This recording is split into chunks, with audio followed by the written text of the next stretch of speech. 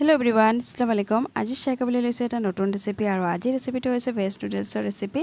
আজি ইফতাৰীত বনাইছিলো veg noodles আৰু এই নুডলছটো মই কেনেকৈ বনাইছো আৰু লগতে নুডলছটো মই একেবাৰে কালাৰফুলকৈ বনাইছিলো, ফুড কালাৰ ব্যৱহাৰ নকৰাকৈ সবজিৰে কালাৰফুল কৰিছো আৰু কেনেকৈ কৰিছো গোটেইখিনি দেখুৱাম বাৰু।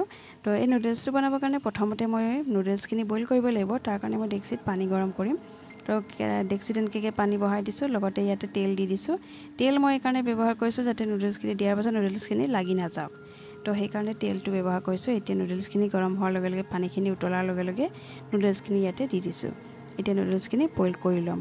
তো এতিয়া চামুচেৰে লৰাই পেলাই অলপ সময় 80% বইল কৰিম, গোটেইখিনি নহয়। কাৰণ যদি গোটেই নুডলছখিনি যদি বইল কৰা যায় গোটেইখিনি মানে 100% পুৰা বইল হৈ যায়, তো নেক্সট যেতিয়া আপোনাৰ নেক্সট প্ৰসেছ যেতিয়া আপুনি পকাবলৈ ল'ব তেতিয়া একেবাৰে গেলি যাব সবজিত। সেইকাৰণে 80% পকাব লাগে। তো এতিয়া মই তেল দিছো কেৰাহীত আৰু তেলটো গৰম হোৱাৰ লগে লগে ইয়াতে পিয়াজ দি দিছো। এটা পিয়াজ কাটিছিলো, সৰু সৰুকৈ কাটি পেলাই দিছো আৰু এইখিনি অলপ ৰঙচুৱা কৰি পেলাই ইয়াতে দি দিম বিলাহী এটা কাটি পেলাই দিছো। বিলাহীৰ ভিতৰৰ অংশখিনি দিয়া নাই, বাহিৰৰ অংশখিনি দিছো। কাৰণ ভিতৰৰ অংশখিনি দিলে কি হয় নুডলছটো একেবাৰে বেয়া কৰি দিয়ে। সেইকাৰণে ভিতৰৰ অংশটো কেতিয়াও বিলাহীত মানে নুডলছত দিব নালাগে। আৰু লগতে দিছো ইয়াতে আদা নহৰুৰ পেষ্ট আধা চামুচ দিছো। কাৰণ মই সবজিৰ বনাই আছো যেহেতু, সেইকাৰণে সবজিৰ গোন্ধটো গুচি যাব কাৰণে মই এইটো ব্যৱহাৰ কৰিছো, মানে আদা নহৰু পেষ্ট। আৰু লগতে দিছো কেঁচা জলকীয়া দুটা, কাটি পেলাই দিয়া নাই, গোটাই দিছো। আৰু লগতে মটৰ চিলি পেলাই মটৰ দি দিছো, কেঁচা মটৰ হয়।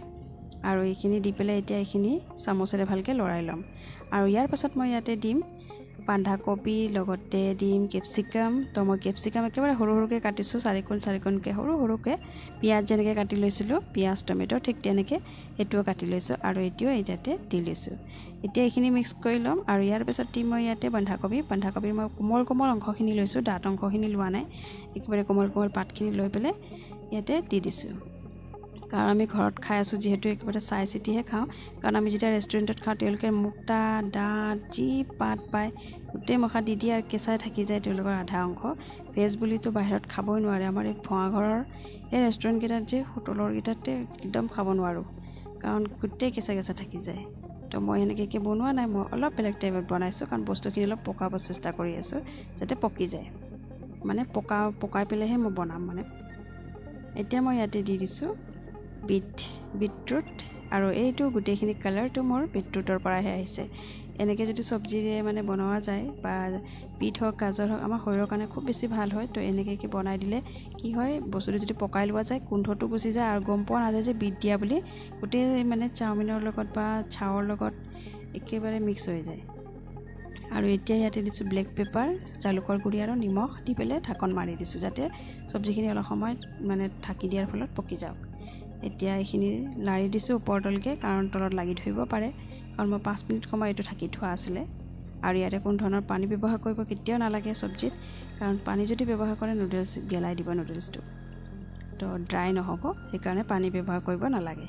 এতিয়া এইখিনি মই ভালকৈ লাৰি লৈছোঁ চামুচখনেৰে। আৰু এইখিনি এতিয়া লৰাৰ পিছত ইয়াতে মই দিম টমেটো চচ আৰু চয়া চচ। টমেটো চচ দি লৈছোঁ আৰু লগতে দিম চয়া চচ।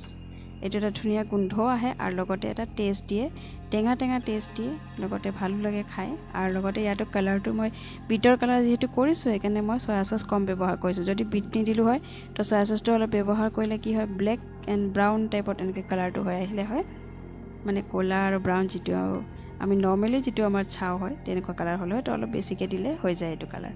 আৰু কিন্তু মই ইয়াতে যিটো বিট ব্যৱহাৰ কৰিছোঁ কাৰণে সেইখিনি দিয়া নাই ইমান। এতিয়া এইখিনি মই অলপ সময় ভাজি ল'ম। মোৰখিনি চবজিখিনি পকিয়ে গৈছে। এতিয়া চাওখিনি দি দিছোঁ। চাওখিনিৰ পৰা মোৰ এটা হৈছে কাৰণ মই ইয়াতে তেল ব্যৱহাৰ কৰাৰ কাৰণে। যদি তেল ব্যৱহাৰটো নকৰিলোঁ হয় তো গোটেই লাগি ধৰিলে হয়, একদম গোটা হৈ থাকে। আৰু ঠাণ্ডা হ'লেতো একেবাৰে লাগি ধৰে। সেইকাৰণে তেল ব্যৱহাৰ কৰিলে ঠাণ্ডা হৈ গ'লেও লাগি নধৰে।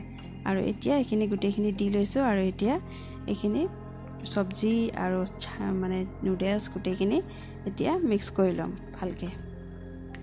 আৰু এতিয়া এইখিনি দি লৈ হৈ গ'ল মোৰ।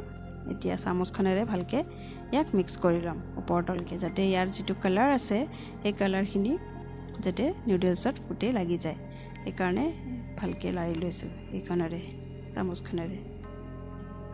আৰু আমাৰ নুডলছত কি হয় কেতিয়াবা পানী জিৰ কৰাৰ ফলতো পানী থাকি যায় কেতিয়াবা তো সেইকাৰণে আমি যিমান পাৰোঁ মানে নুডলছবিলাক সদায় ভাজিব লাগে কিবা আমি দেখা পাওঁ যে কিছুমান মানে ডাঙৰ ৰেষ্টুৰেণ্টবিলাকক দেখোঁ যে খুব ভাজি থাকে নুডলছবিলাক ভাজি মানুহক প্লেটত দিয়ে কাৰণ তেওঁলোকে এইকাৰণে দিয়ে কাৰণ নুডলছৰ যিখিনি পানী থাকে বা চব্জি যিখিনি পানী থাকে সেইখিনি শুকাব তেওঁলোকে চেষ্টা কৰে সেইকাৰণে তেওঁলোকে অলপ সময় ভাজি লয় এতিয়া মই চামুচখনেৰে ইমান ভালকৈ লাৰিব পৰা নাই কাৰণ কাঠৰ চামুচ হয় সেইকাৰণে নুডলছ বস্তুটো এনেকুৱা বস্তু হয় যে এই কাটা চামুচে তেওঁলোকৰ মানে বহুত মানে ভালকৈ লাৰিব পৰা যায় চামুচখনেৰে সেইকাৰণে দুটা কাটা চামুচ লৈ কেনে ইয়াক ভালকৈ মই এতিয়া মানে গেছটো একদম ল' ফ্লেমত ৰাখি পেলাই এইখিনি ওপৰ তল কৰি পেলাই ভাজি ল'ম আৰু এনেকৈ কৰিলে কি হয় এটা হয় আৰু খাবলৈ টেষ্টি হয় একদম ড্ৰাই হয় আৰু মানে কি ৰেষ্টুৰেণ্টৰ নিচিনা হয় যেনেকৈ আমি এই ৰাস্তাৰ কাষত পোৱা ৰেষ্টুৰেণ্টবিলাকত খাওঁ ন খুব বেছি টেষ্টি হয় তো ঠিক তেনেকুৱা হয় তেনেকুৱা সেইকাৰণে হয় কাৰণ তেওঁলোকে অলপ ভাজে মানে এন সময়খিনিত ভাজি লয় সেইকাৰণে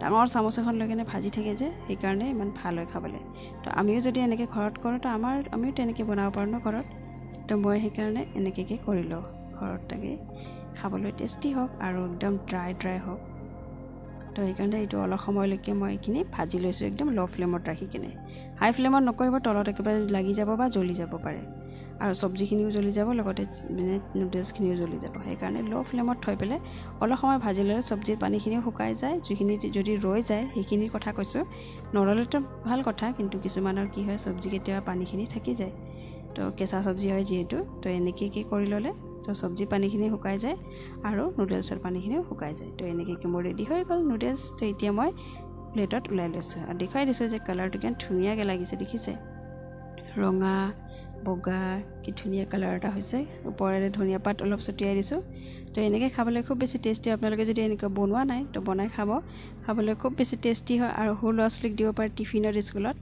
তেওঁলোকে খুব ভাল পাব আৰু লগতে হেল্ডিও হয় আজিলৈ আহিছোঁ নেক্সট ভিডিঅ'ত লগ পাম বাই